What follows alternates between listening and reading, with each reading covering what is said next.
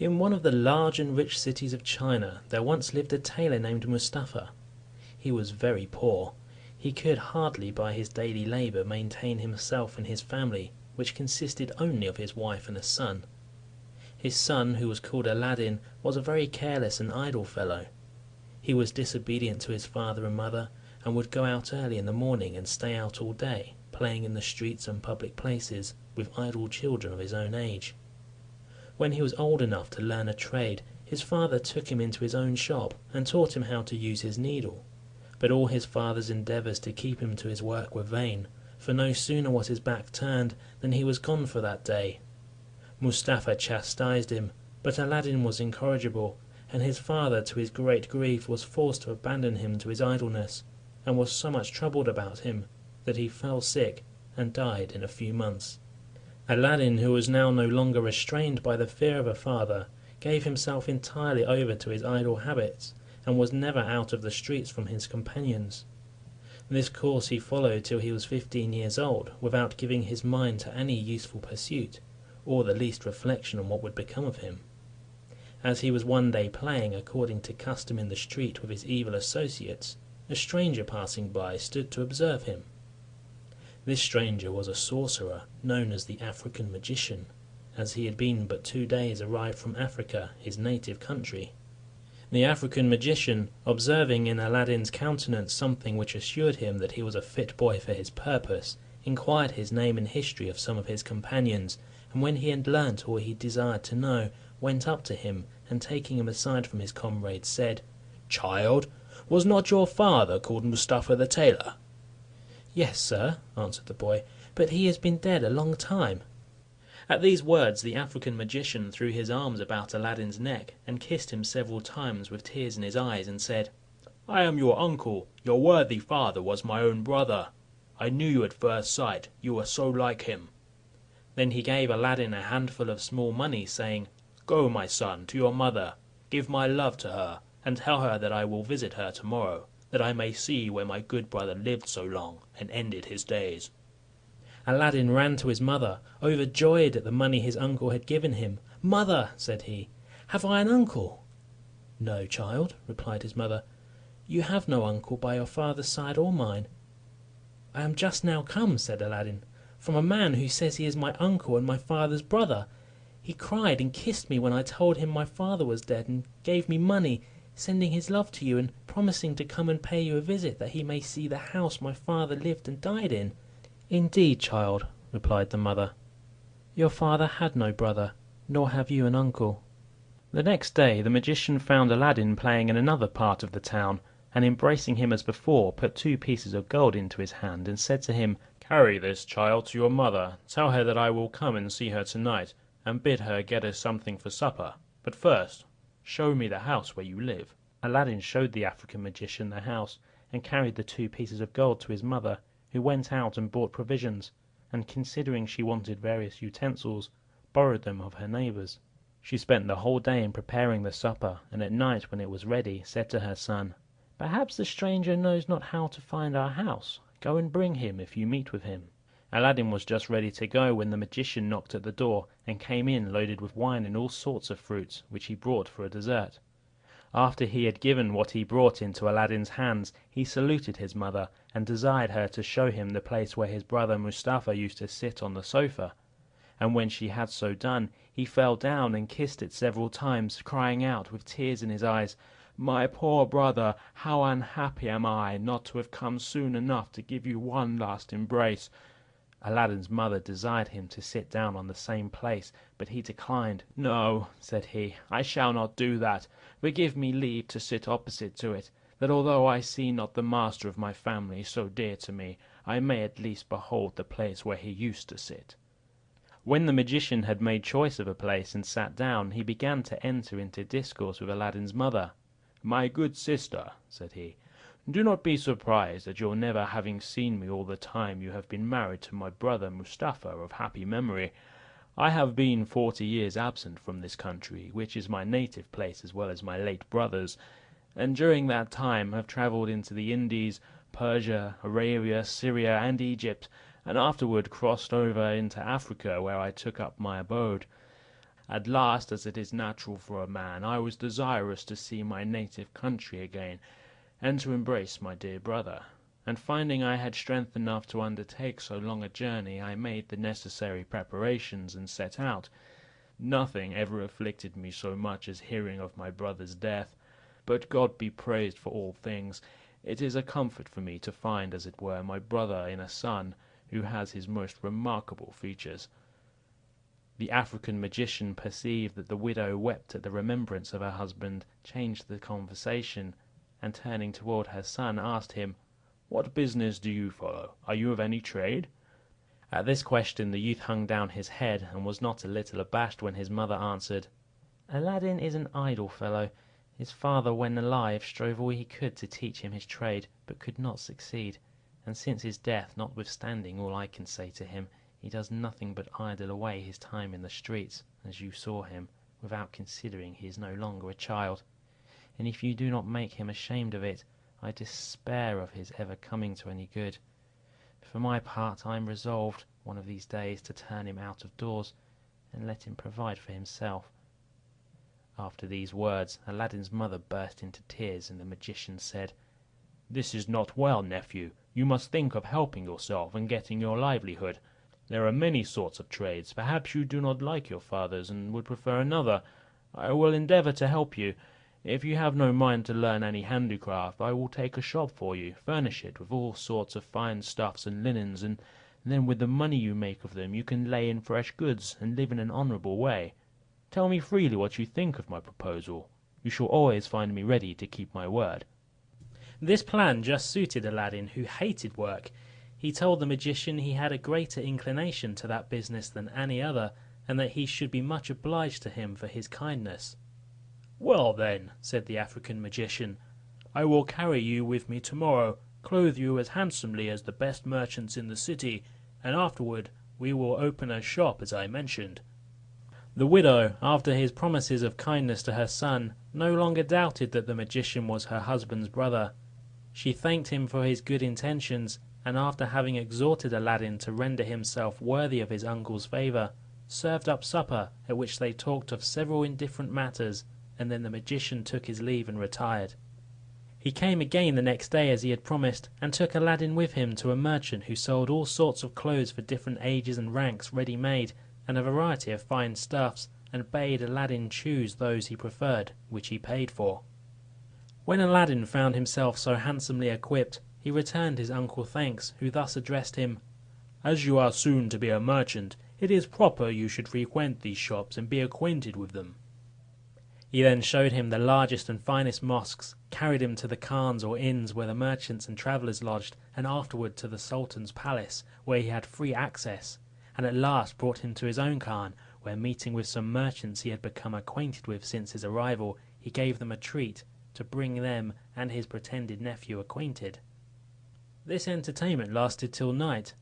When Aladdin would have taken leave of his uncle to go home, the magician would not let him go by himself, but conducted him to his mother, who, as soon as she saw him so well dressed, was transported with joy, and bestowed 1,000 blessings upon the magician.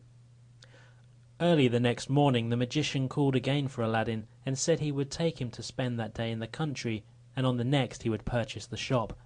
He then led him out of one of the gates of the city to some magnificent palaces, to each of which belonged beautiful gardens, into which anybody might enter.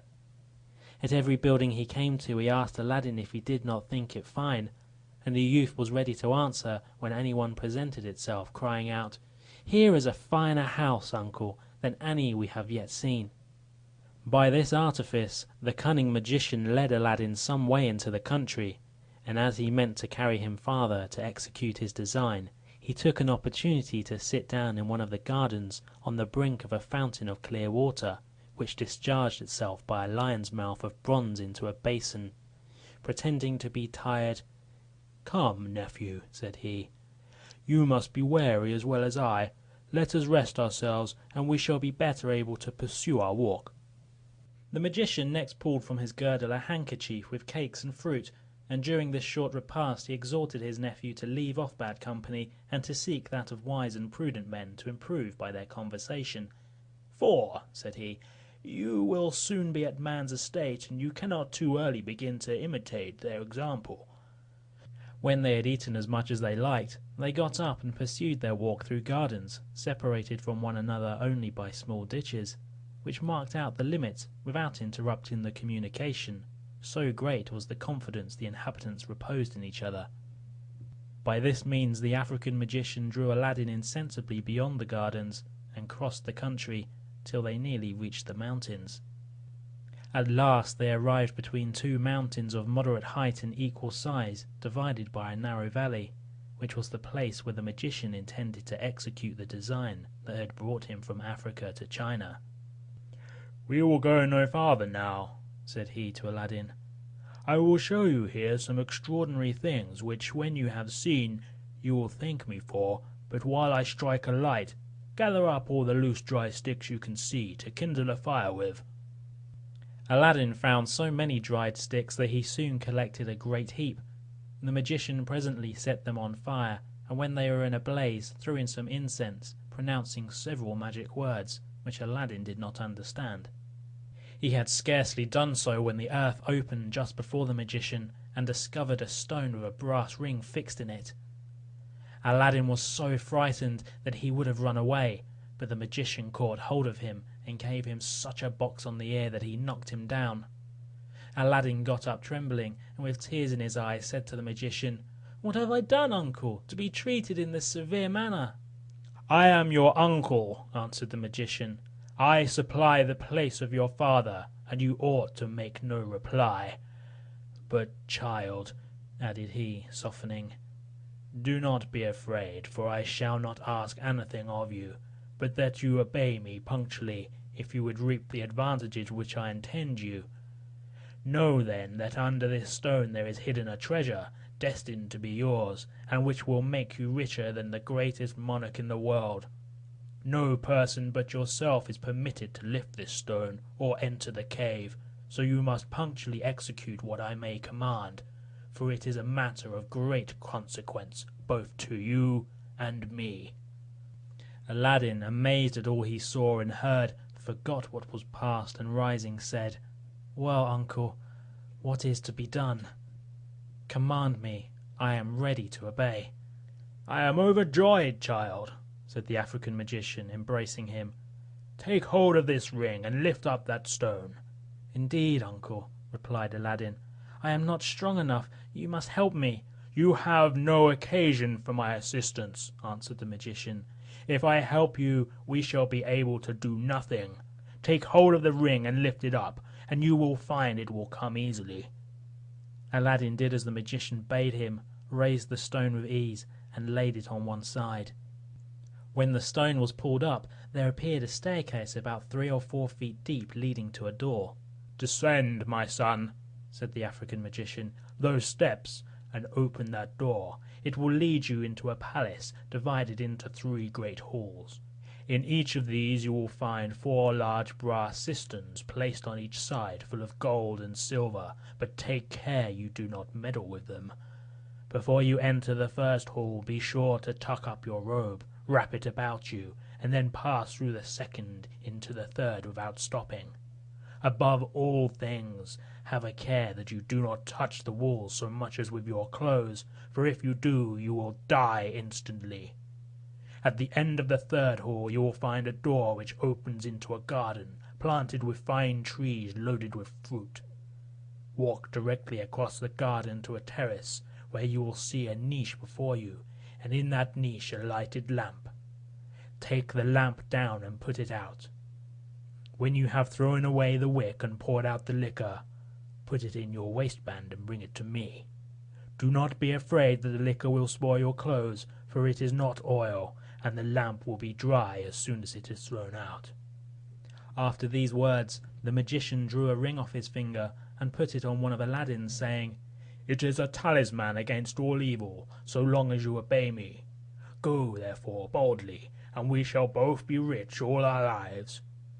Aladdin descended the steps, and opening the door found 3 halls just as the African magician had described. He went through them with all the precaution the fear of death could inspire, crossed the garden without stopping, took down the lamp from the niche, threw out the wick and the liquor, and as the magician had desired, put it in his waistband.